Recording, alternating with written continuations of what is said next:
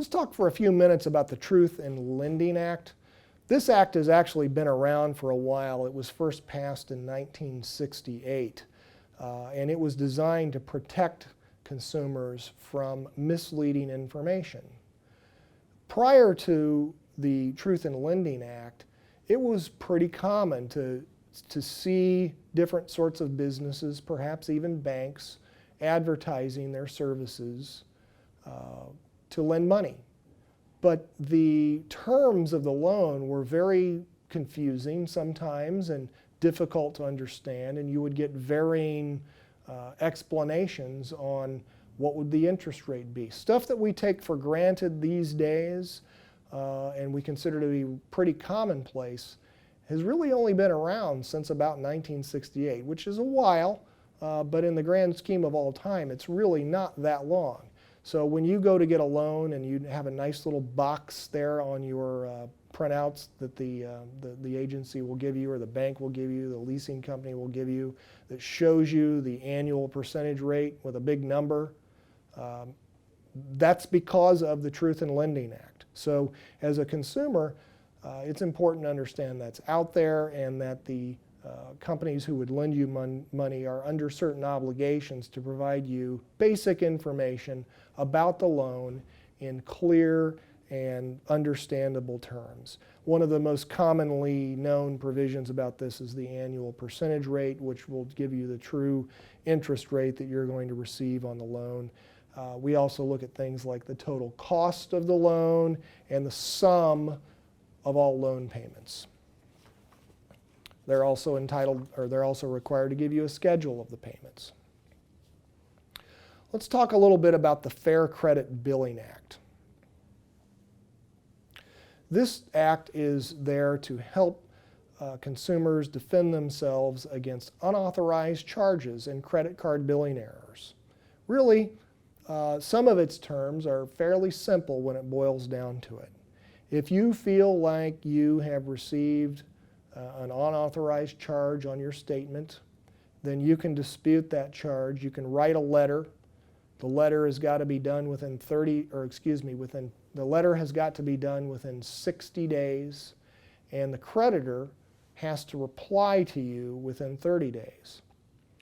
So that's how you dispute it, and that's how you deal with it. Usually after you write a letter, and under the Act there should be an investigation that occurs. You can provide information that might be helpful in determining whether this is an authentic charge or not. But one of the important things to understand about this, and where people fall down a little bit once in a while, just disputing the charge or sending that letter that I mentioned does not mean that you don't have to pay the debt. So if it ends up being an authentic charge and you're going to dispute it, maybe there's been a mistake on your part, for example. Maybe there's been an error. Maybe it's not clear what the line item is in your statement, and it turns out to be something you didn't expect, but nonetheless a legitimate charge. Simply disputing the charge does not eliminate the debt itself. If the lender or the company to which you owe the debt can show that it is owed, then you're going to be responsible for it. So just writing a letter isn't some kind of get-out-of-jail-free card as it relates to your debts. Now, I mentioned identity theft as a problem earlier. Let's talk about that for a few minutes. I'm sure it's more than this now, but a recent study said that approximately 9 million Americans have fallen victim to identity theft. What is identity theft? Well, it's an individual, or perhaps even sometimes a criminal organization, that is in the business of acquiring your personal information, and then they use that for unlawful purposes. They'll use your good credit rating, they will purchase things, goods and services on your good name, and in the process will end up trashing your good name if you're not careful about it. We're all at risk to identity theft. In some regard, protecting your information, your personal information, is important. Be very stingy about who you give information out to, such as your Social Security number, your birth date, your address.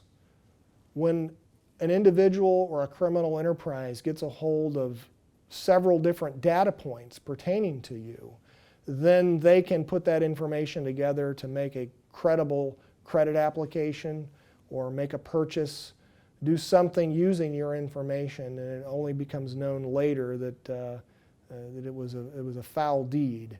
Simple acts can help protect you. You know, for example, don't pull your credit card out in the middle of an airport if you can help it.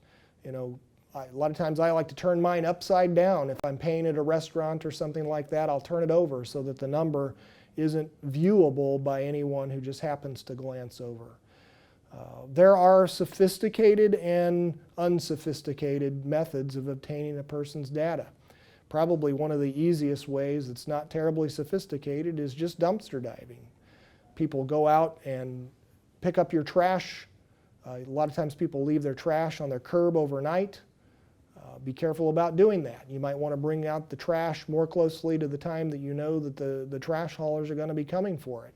Or maybe you just simply want to make sure that you've got nothing but milk cartons and you know, food disposal residue and things like that in your trash, as opposed to copies of bills, anything that's going to have account numbers and other types of personal information about you.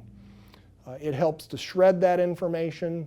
There's some shredders that do it better than others, but eliminating it, burning it if you can. Maybe you have a fireplace, or maybe you have some place where you can really just burn that information and destroy it entirely.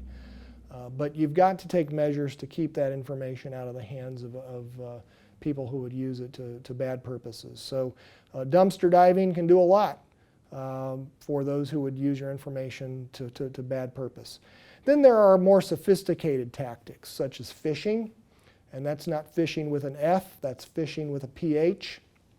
The phishing is a practice where a criminal will try to get information from you, perhaps through email, perhaps through direct mail.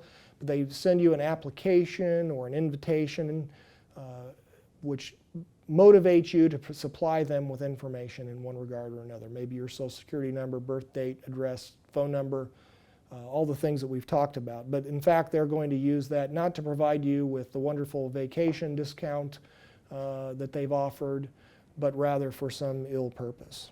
You know, there's another process too that's called skimming, and this gets fairly sophisticated because there are ways that you can actually track the information electronically at certain locations, such as ATMs and gas stations. When a person swipes a card, there is a transmission through the air, and people can pick that up.